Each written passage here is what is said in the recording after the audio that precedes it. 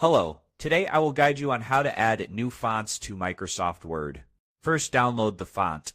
To do this, visit a reputable font website such as DaFont and find the font you want. For this video, we'll download a font called Arcane 9.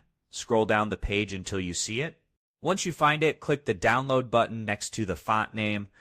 You may need to extract the font files if they are in a compressed.zip folder. To do this, right-click the folder, select Extract here, and wait for the process to finish. Now that the files are extracted, it's time to install the font. Double-click the font file to open the preview window and click the Install button at the top. Once installed, Windows will automatically add the font to your system.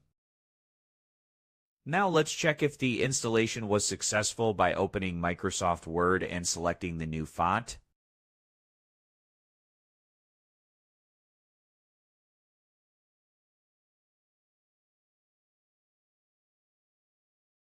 And that's it. You've successfully downloaded and installed a font in Windows 11. If you found this helpful, feel free to like and subscribe for more tips.